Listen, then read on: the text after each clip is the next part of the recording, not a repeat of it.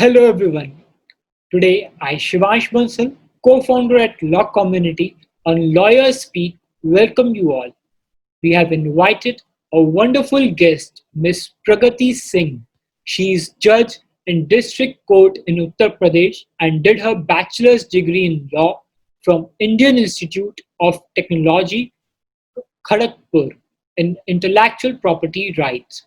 We welcome ma'am on our platform, and through this interaction, we are going to learn from her journey. Hello, ma'am.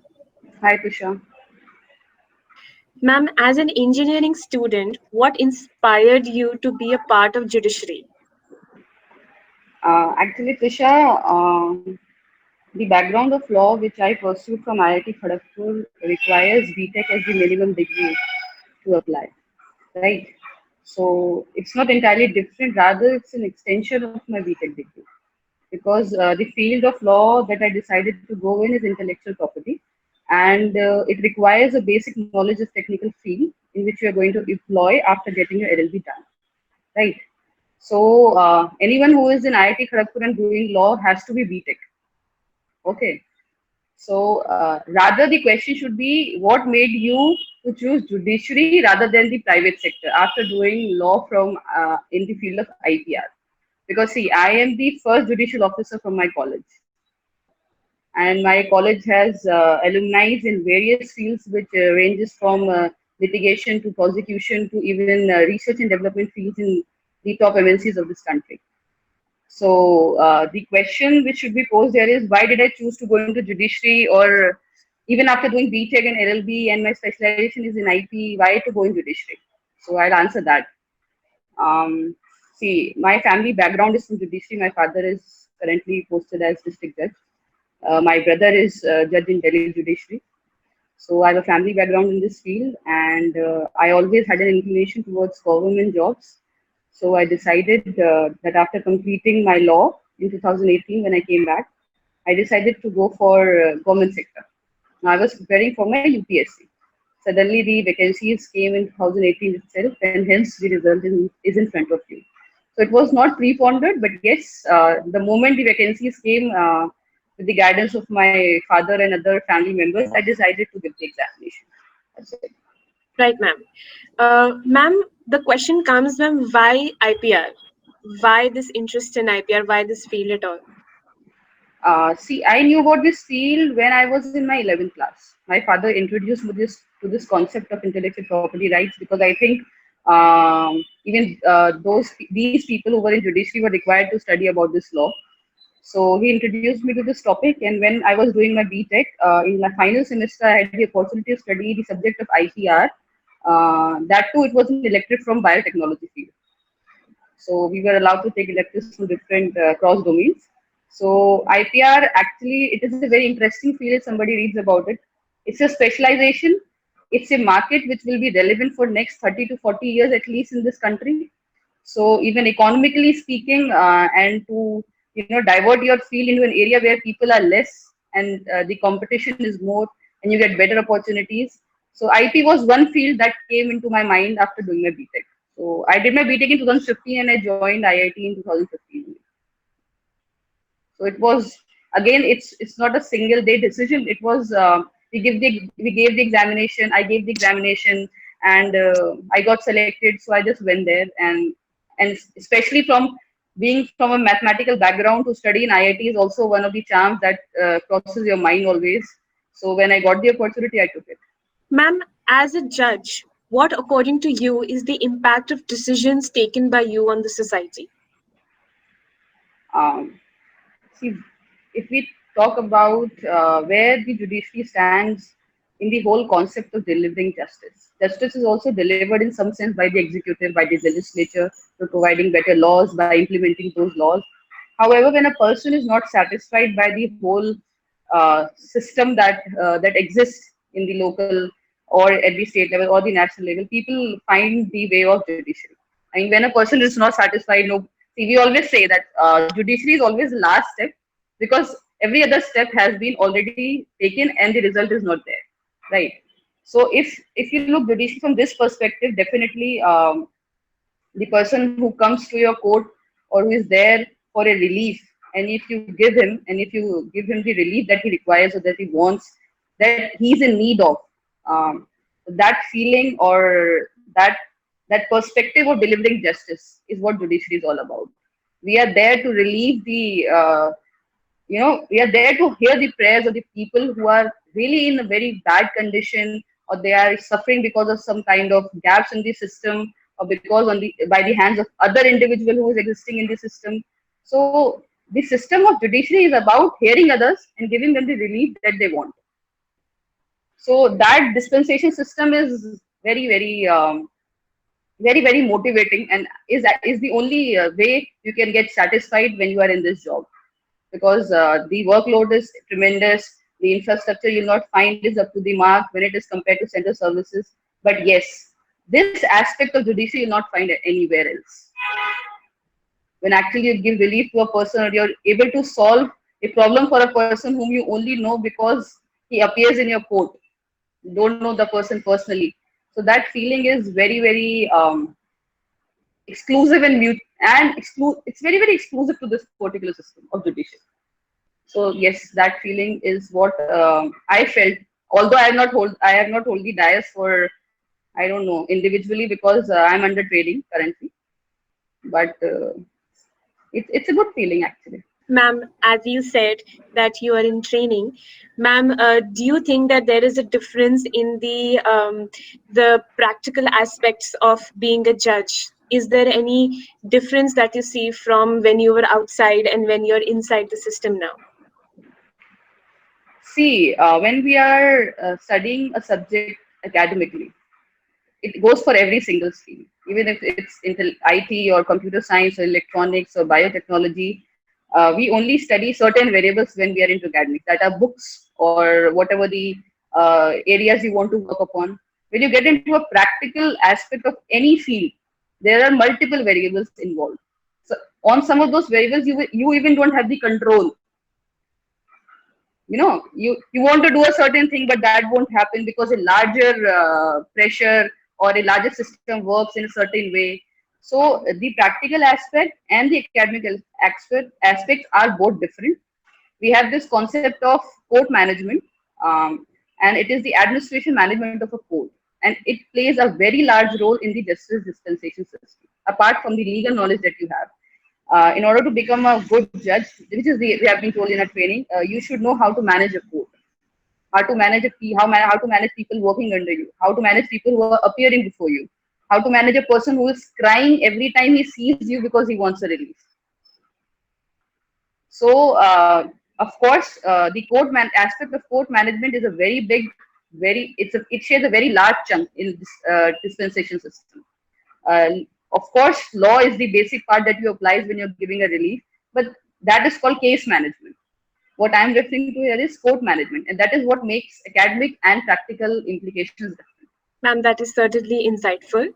Ma'am, what is your perspective on delay in judgments and overburdening of judiciary? See, when you enter the system, you realize that there are certain limitations. The limitations being, in a particular case, to get filed and to get delivered justice, a lot of other wings of societies are involved. That includes an individual, the person who is filing the complaint, or the defendant. That includes the advocate who is filing the case. That includes the judiciary. That includes the police who is responsible for conducting the investigation. So, and then there is this appellate system, which is of course necessary. You cannot get away with that, but however, it does take time because we have two appellate authorities in front of us. So again, a lot of variables are involved. So some delay is always bound to happen. That is what I believe. Because even if there are certain, see, our purpose is not to only decide a case. Our purpose is to decide the case in a correct manner, to give an opportunity to every single person who's involved in the case or has an interest in the case. Right. So even if you read CPC very carefully, you will always find that it is very lenient in terms of procedure. There are always reasons there are always reasons for condonation of delays, and that even we are required to allow them, because our main motive is not to give a speedy justice, very speedy justice. See, The correct justice is a beyond concept. Time is only a variable there.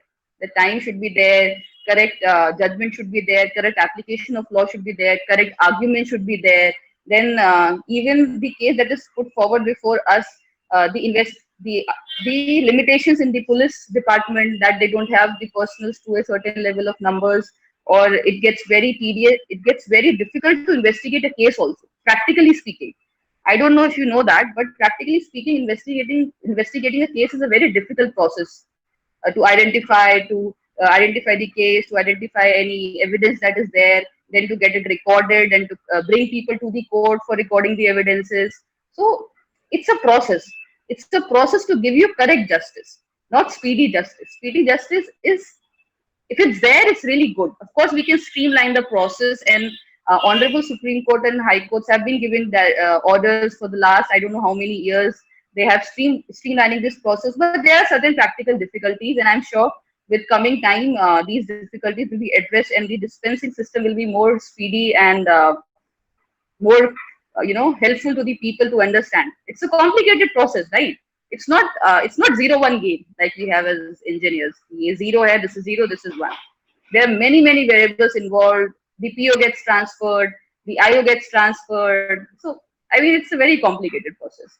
So delay is there, but and of course improvement. There is a scope of improvement, and I'm sure that see, I am a very, what do we say, a very new judge. I am not even aware about all the practicalities that are involved when a case comes to a court. But yes, our motive is to give the correct justice rather than the speedy justice. Yes, and with respect to pending of cases, see, I am from a batch which has 610 vacancies. So 610 vacancies in a single batch. This is the reason, because the honorable courts have realized that yes, we need more judges to ensure that cases are being disposed of very early. And if you look at the data that is available in the judicial grid, the amount of cases that are pending, they are very, I think we have already crossed the 100% mark, where the number of cases that are filed are actually decided every single day. So we'll be there, yes. The process has already started for the past decade to ensure that the pending is reduced in this country. And in various pockets, I think that has been already achieved. In various pockets of this country, where I think Delhi is very good in this manner. Even Uttar Pradesh, you'll find a lot of cases are being put up on the daily basis, and judges are actually deciding on those cases. You'll find people giving 2-3 judgments in a day. So it is there. See, it will take time. This process will take time. But I think if you refer to the data that is given, and everything is now online also. See, involving technology in this particular field has actually helped, and we, being engineers, can actually understand that how important it is. Now everything is available on online platform. You have to upload everything online. Every case that is being put up every single day. So things are happening. They will happen. The adaptation of technology always takes time. So that will happen. But yes, I think it's leading in a very right direction. Ma'am, like you said about adaptation of technology, ma'am, now in this pandemic period, it is inevitable that technology is and will play furthermore a very important role in judiciary. Ma'am, how do you think that this can be catered, the amalgamation of technology and judgments? See, it is all already being done. I mean, you can see that virtual court hearings are happening in high courts and as well as Honorable Supreme Court. Even in district courts, also people are not holding dais. We are giving bails and remands through VC, video conferencing. So already there is optical fiber. I think is there in every district. I think in Uttar Pradesh, there is a server room. There is a LAN that is available. So it is there. Yes, it is there. People are actually adhering to it. Of course, in COVID, it is actually the speed is more because of this pandemic. Because it has become very important that the distance that you have from public engagement should be reduced.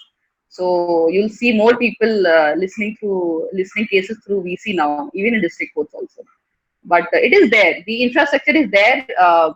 And actually, there are many orders which have been given by Honorable High Court also recently to ensure that this happens. We have online portals also. We are given training every single batch. Even judges who are in this service for the past 30 years also are being given training for actually adapting this technology. So everything is being done. I mean, this is what I would say because I've seen that happening there. I've seen it with. I mean, my father is also. I think he had 30 years of service till date, and now he has also learned how to upload cases online. So see, that is happening, and of course, with the coming new generation, we are more accustomed to laptops and computers. So I'm sure this will happen more. Right, ma'am. Ma'am, what do you think about self perceptions and bias coming into delivering a judgment? It's a very good question. I always think about this because as a person, you always have biasness, and this society of ours, we're always biased. We are born biased. That even in matter of color or even in matter of you know car, even if you take a car, you're biased towards a car. I have heard many people having biasness towards the company of a car rather than the technology of a car. So that biasness is always there. But yes, see, that is why we are given training because we cannot be biased when we are giving our judgments.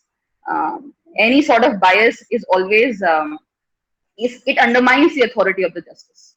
So that is the reason that even after studying law and clearing an examination, which has 3 stages, uh, diving into the competition, and still we are getting training for about 2 years. So this is the reason because they'll teach you how to perform as a judge rather than as a person, normal person. So that activity is different. Yes, it requires a training of mind. It requires an acceptance of diversity, which is of course it's in a constitution that you should accept the concept of diversity, not be biased about it. So we do get training for all these things, and see, I'll tell you what, the perception of a human brain is very intriguing. The moment you sit on a dais, your body will behave as if you are part of a machine which delivers justice. There, you don't sit as a human like we sit in our homes. This is what your brain capsulates. The moment you sit there, you will actually, what I feel when I sat on the dais, that these things actually go out of your mind. And the only concept that remains is that a person is there, you have to hear him, and you have to do your part in that particular system and deliver justice. So, I mean, that is what the training is for. Say, for example, if you're in army, these people selflessly give their lives. This is not a common concept for a human being who is here, a civilian. Why? Because they go under such vigorous training, and such uh, a click is there in their brain that they do not think about their families or what they have behind at their homes. They think about their country, their land. So this is what training does to a person. If you're in an administrative service, they give you training for 2 years to give you that perception how you have to work beyond being a human being. So that is what is given in judiciary. We are taught to be unbiased, and it's a 2 years probation period actually, and it involves different stages. There is a research institute in Lucknow where we attend. There is a 100 days training we have to complete in our stations, and then there is a 1 year probation period. So, I mean, it actually develops your brain in a manner that you perform judicially. And this is commendable. Ma'am, what suggestion would you like to give to students who aspire to walk in your steps? See, suggestions. But you want me to give suggestions on the perspective of how to study law or how to prepare for competitive examinations? Ma'am, any lesson that you would like to give from your journey, including the academic and the professional career that you're in? Um, Actually, I'll tell you what. See, my academic background is a little different from the people that I meet in judiciary or even legal background. So I'll always say that having an engineering and mathematical background gives you an edge because you always tend to understand subjects in a very analytical manner. I'll not say scientific, but in an analytical manner. See, if you do a degree, a certain part of your brain works in that condition. अगर आप engineer हैं तो analytical portion of your brain automatically gets better, even if you're not doing the practical implications in the electronics or computer science industry still. So that helps me in taking law as a subject, and it has helped me. And even my colleagues at my law school, they all had this perception also, that we do have a different way of looking at law from people who are from normal legal background, like from NLUs or Delhi University or Lucknow University, brilliant university. I think the knowledge of law, people from these universities, they have at par. I have met people during my training period. But see, there are always two things. If you want to prepare for a competitive examination and you want to do it easily, then you should start at the very moment you are in your LLB, right? People do qualify competitive examination after completing their degrees and preparing for 1 year or 8 months or 1.5 years. But there are two things. If you want to do it easily, then it's better to develop certain skill sets which are always required in any competition, which are, say, for example, writing skill, reading skill, and explaining yourself. So these skills you can develop when you are actually in your college life. It will not be a burden for you also, and you will, it will take time. This process takes time. Uh, to develop a habit of reading skill or writing skill takes a period. You cannot do that in a year, because in that year you will be studying your subjects. So of course you can devote if you want to prepare for competitive examination, I would suggest that you should always devote certain times for developing a certain skill sets, and that you will only gain what you want as a skill when you look into the question papers, when you decide which exam you are going to give in. So that makes the path very easy. So there are two things. Either I want to prepare for competitive examination, that is one thing. I want to do it very easily, that is other thing. And you can do it very easily.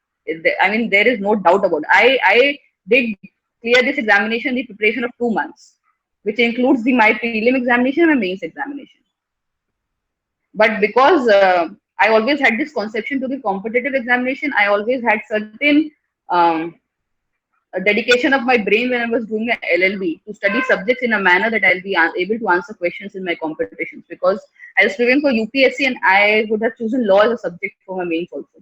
So this helps. Always prepare your brain for the fight you are going into. The longer preparation you have took, the easier it becomes. That is what I believe. Ma'am, this is very helpful. Ma'am, how can an organization like Law Community contribute to the legal fraternity according to you? And what new avenues can you expect from us? See, when I was in IIT, I met many people. I do know some people who are engineers and still working, like you people are lawyers, right? There are engineers who are working in the field which encompasses the technology as well as law. Okay.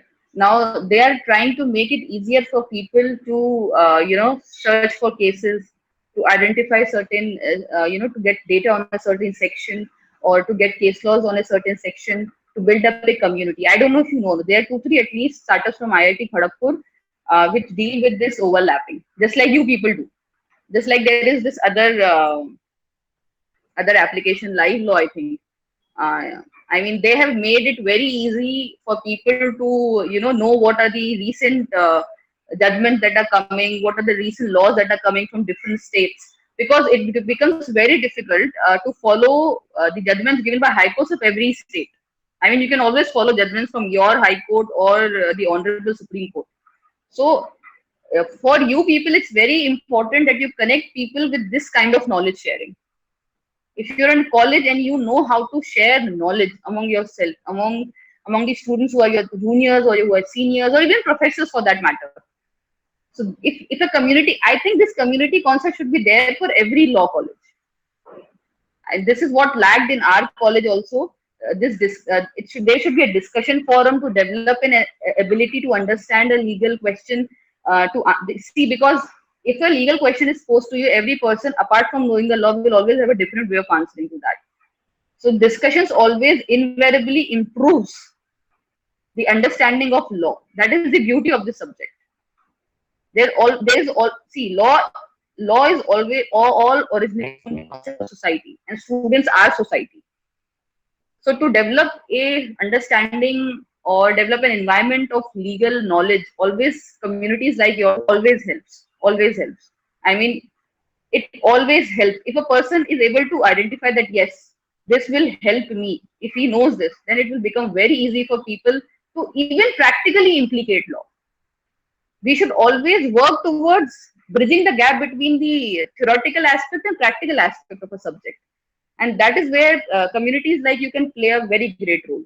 Thank you so much, ma'am. This has been a wonderful experience for me as a student as well. Ma'am, Thank you.